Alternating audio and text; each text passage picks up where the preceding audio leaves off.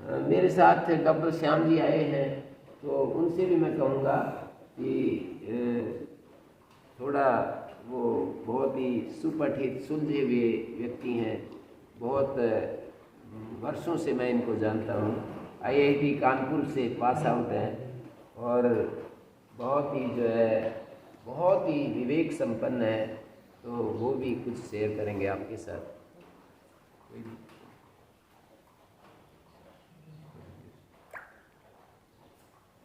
सभी को मेरा प्रणाम। मुझे लगता है कि हम सब लोग कहीं न कहीं अपनी ज़िंदगी को बेहतर करने के प्रयास में ही हैं। हर आदमी इस प्रयास में लगा है कि हमारा आज का दिन कल से बेहतर हो, जो बीता हुआ कल है उससे आज का दिन बेहतर हो, और इस बात की योजना बनाता है कि और आगे का दिन जो आने वाला कल है वो आज से भी बेहतर हो। तो कहीं न कहीं अपनी ज़िंदगी को ठीक से जीने की कामना तो हम सबकी है ही। अंतर कहाँ आता है उसको अगर देखेंगे तो ठीक क्या है इसको पहचानने में हम लोगों में भेद होता है। ठीक कैसे करें इस बात में हमारा भेद होता है। तो ठीक क्या है इसकी पहचान में भेद दिखाई देती है। ठीक कैसे करें इसकी पहचान में भेद दिखाई देती है। तो मुझे लगता है मनुष्य के लिए अगर साथ साथ जीने के रूप में देखें तो एक मूलभूत बात ये समझ में आती है कि सही क्या है उसको हम साथ साथ मिलकर के पहचान सकते हैं, और सही कैसे करें उसकी विधि प्रक्रिया को भी हम साथ साथ मिलकर के पहचान सकते हैं। मैं जहाँ कानपुर यूपी में रहता हूँ, हमारे यहाँ मजाक में हर बार ये बात कहते हैं जो मुझे एक स्तर पर ठीक लगती है कि आप इस देश में देखिए तो कई चोर एक साथ इकट्ठे होकर के चोरी कर लेते, भ्रष्टाचार कर लेते, लूट कर लेते, धन अपना आपस में बांट लेते, जो भी जिनका हिस्सा बनता है वो बांट लेते। पूरे देश में भ्रष्टाचार ऐसे ही चल रहा, कोई एक आदमी थोड़ी करता है। लेकिन अच्छे लोगों के साथ ये समस्या दिखाई देती है कि हम 2-4 अच्छे लोग एक जगह पे काम नहीं करते। कहीं भी 4 अच्छे लोग इकट्ठे हो जाएंगे, बहुत मुश्किल होता है कि वो लंबे समय तक साथ चलता है। बहुत थोड़े दिनों में दिखता है कि समस्याएं शुरू होती। तो मुझे अपने लिए तो ये एक विषय दिखता है अपने अंदर झांक करके आत्ममंथन करने का, और एक ऐसी विधि प्रक्रिया को ढूंढने का जहां अच्छे लोग मिल करके साथ काम कर सकें। अगर मैं समाज में आज के दिन देखता हूं कि किसी एक चीज़ की आवश्यकता है तो इसकी आवश्यकता दिखाई देती है। टुकड़े टुकड़े में हम सभी लोग अलग अलग जगहों पर बहुत सारा प्रयास कर रहे हैं, ऐसा नहीं है कि नहीं कर रहे। बहुत सारे लोग ईमानदारी से, निष्ठा से उस प्रयास को कर रहे हैं, लेकिन उस सामूहिकता के अभाव में उसका फल परिणाम जो समाज में दिखना चाहिए वो नहीं दिखता। मुझे लगता है एक व्यक्ति अपनी ज़िंदगी को जब ठीक करना चाहता है तो उसके लिए तो व्यक्तिगत प्रयास ही पर्याप्त है। मैं अपनी ज़िंदगी को अगर ठीक करना चाहता हूँ तो मेरा प्रयास उसके लिए पर्याप्त है। लेकिन अगर कोई परिवार को ठीक करने की कामना चाहता है, समाज को ठीक करने की कामना चाहता है, राष्ट्र को ठीक करने की कामना चाहता है, विश्व को ठीक करने की कामना चाहता है, प्रकृति के असंतुलन को ठीक करने की कामना रखता है, तो कहीं ना कहीं उसके लिए समष्टि का प्रयास, सामूहिक प्रयास महत्वपूर्ण है। व्यक्तिगत प्रयास से हम तो ठीक हो सकते, लेकिन समाज ठीक हो जाए, राष्ट्र ठीक हो जाए, विश्व ठीक हो जाए, ऐसा नहीं लगता।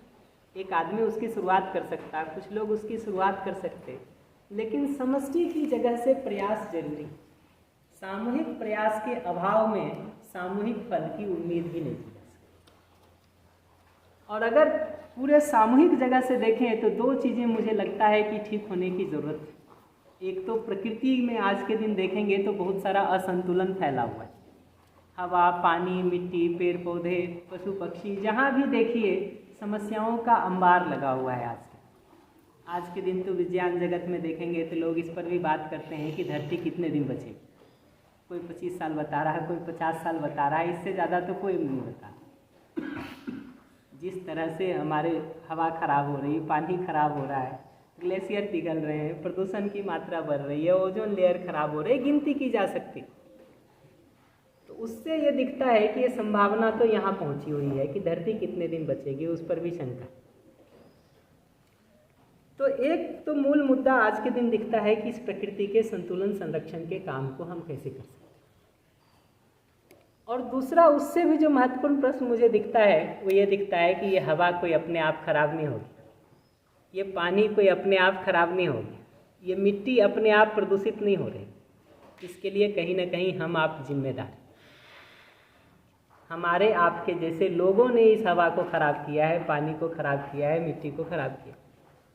तो जैसा आयुर्वेद में आप रोग के कारण को पहचान करके उसको ठीक करने का काम करते, ऐसा अगर ये प्रकृति खराब हो रही है उसके कारण में ये मनुष्य की मानसिकता है, मनुष्य की दृष्टि है, हमारी नासमझी है, हमारे किए हुए कुकर्म है, इस कारण को अगर नहीं पहचानेंगे और आदमी को ठीक नहीं करेंगे तो प्रकृति कहाँ से बचेगी। तो हम हवा बचाएं, मिट्टी बचाएं, पानी बचाएं, पेड़ पौधे बचाएं, पशु पक्षी बचाएं, ये सब बहुत ज़रूरी है प्रकृति के संतुलन के लिए। लेकिन ये सब के बीच में अगर आदमी ठीक नहीं होगा, उसकी मानसिकता ठीक नहीं होगी, उसका सोच ठीक नहीं होगा, उसकी दृष्टि ठीक नहीं होगी, उसका विचार ठीक नहीं होगा, तो कैसे ठीक हो सकती प्रकृति। प्रकृति तो पहले ही ठीक थी, ऐसा थोड़ी है कि पहले ठीक नहीं थी प्रकृति। प्रकृति ठीक नहीं होती तो आदमी इतने दिन जिंदा कैसे रह लेता। आदमी इतने दिनों से धरती पर जिंदा है, इसका मतलब प्रकृति ठीक थी। हमने आपने कहीं ना कहीं उसको खराब किया। तो हमारी दृष्टि में बदलाव हो, हमारे सोच में बदलाव हो, हमारी मानसिकता में बदलाव हो, आदमी अच्छा हो, ये जरूरी है। मैं बार बार ये बात कहता हूँ कि पिछले 20-25 सालों में देखेंगे 1995-96 के आसपास जब मोबाइल आए थे इस देश में ना, मोटरोला के इतने बड़े बड़े हथौड़े जैसे मोबाइल आते थे, थोड़ा भी इधर उधर हिल जाइए सिग्नल गायब हो जाता था कि नहीं। आज के दिन देखिए हम सब के हाथ में एक स्मार्टफोन। 2003 में मैं जब IIT कानपुर गया था, उस समय हमारे कंप्यूटर में जितना मेमोरी होता था, जितना हार्ड डिस्क होता था, जितना रैम होता था, आज के दिन इस मोबाइल में उससे ज़्यादा।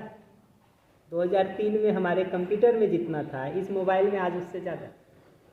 आप 20 साल पहले देखिएगा तो आपके कम से कम 20 ऐसे डिवाइस, इंस्ट्रूमेंट, मशीन लेके हम घूमते थे, जो आज के दिन सब इसमें। अब आपको गाने सुनने के लिए अलग से सिस्टम की ज़रूरत नहीं है, कैलेंडर की ज़रूरत नहीं है, नोटबुक की ज़रूरत नहीं है, अलार्म की ज़रूरत नहीं है। आप गिनते जाइए, घड़ी की ज़रूरत नहीं है, हाथ घड़ी तो गायब ही होती जा रही थी। 50 ऐसे मशीन होंगे जो आज के दिन इस मोबाइल में आ गए, अगर 20 साल पहले का देखिएगा तो। और ज़्यादा है, मैं गिन नहीं रहा हूँ, जिस गिनते जाइए। कैमरा देखिए, आज के दिन लोग मोबाइल बात करने के लिए कम खरीदते हैं, कैमरे के लिए ज़्यादा खरीदते। 50 इंस्ट्रूमेंट आप देखेंगे पहले ऐसे थे जो हम अलग अलग लेके घूमते थे, आज इसमें आ गए। 20 साल 25 साल की मेहनत में अगर मोबाइल इतना बेहतर हो सकता है तो आदमी क्यों नहीं हो सकता। तो मुझे लगता है कहीं ना कहीं आदमी अच्छा हो उसके लिए प्रयास करने की ज़रूरत है। आप देखिए पिछले 20, 25, 50 सालों में आपके मकान कच्चे होंगे तो पक्के हो गए होंगे, सड़कें कच्ची होगी तो पक्की हो गई होगी, कपड़े की गुणवत्ता बढ़ गई होगी, मोबाइल की गुणवत्ता बढ़ गई, कार की गुणवत्ता बढ़ गई।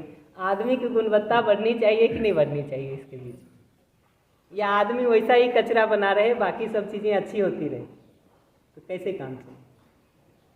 अगर आदमी अच्छा नहीं होगा तो पहले हम कच्चे मकान में रह के एक दूसरे से झगड़ा कर रहे थे, अब पक्के मकान में करेंगे। पहले ज़मीन पे बैठ के एक दूसरे को परेशान किए हुए थे, अब सोफे पे बैठ के करेंगे। आदमी ठीक नहीं होगा तो क्या होगा।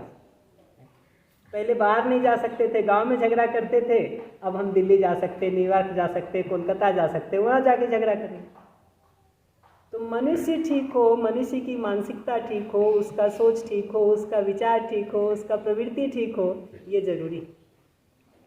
हम बार बार ये बात कहते हैं कि हमको गर्मी लगती है तो हम AC लगा लेते, कूलर लगा लेते, ठंड लगती है तो रूम हीटर लगा लेते, उससे समस्या सॉल्व हो जाती, ये समस्या तो हट जाती।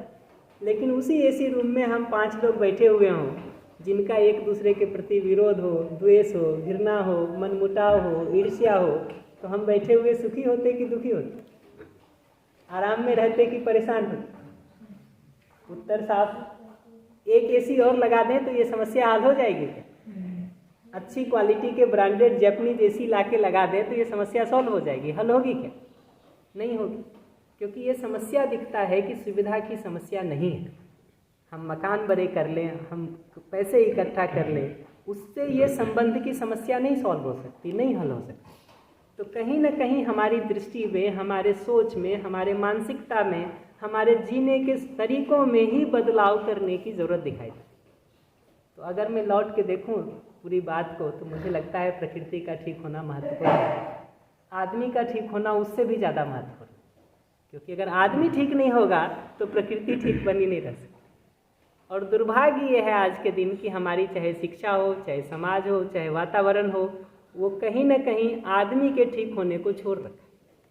आप पूरी पढ़ाई लिखाई देखिए, हम बच्चे को 15 साल, 17 साल, 20 साल स्कूल कॉलेज भेजते हैं, अंतिम में ये देखते हैं कि उसने कितने लाख की नौकरी पाई। इसी आधार पर हम ये बात का आकलन करते हैं कि उसकी शिक्षा सफल रही कि नहीं। आदमी आदमी बने, इसके लिए स्कूल कॉलेजेस में भी जगह नहीं रही। शिक्षा संस्थानों में आप मीडिया, टेलीविज़न, रेडियो, एडवर्टीजमेंट, सब जगह आप पलट के देखिए, आपको आदमी होने के संदर्भ में कुछ खास दिया जा रहा हो ये नहीं दिखेगा। आप देखिए ना, हमारे घर घर में 3 साल 4 साल का बच्चा भी खाना क्या खाएगा ये मीडिया तय करता है। वो कौन सा कोल्ड ड्रिंक पिएगा और घर में मैगी बनेगा कि चाउमीन बनेगा, जो वो मीडिया से सीख रहा होता वो हम माँ बाप को करना पड़ता।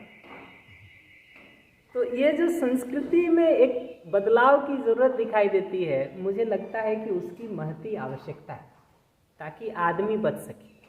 और मुझे लगता है मनुष्य का बचना और प्रकृति का बचना, ये दोनों आज के दिन की समसामयिक मांग है।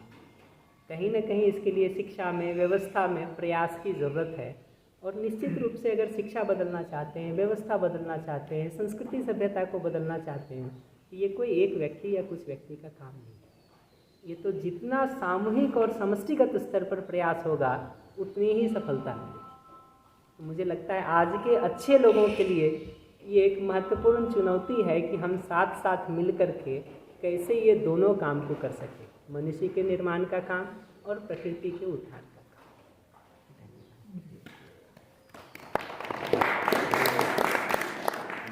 बहुत ही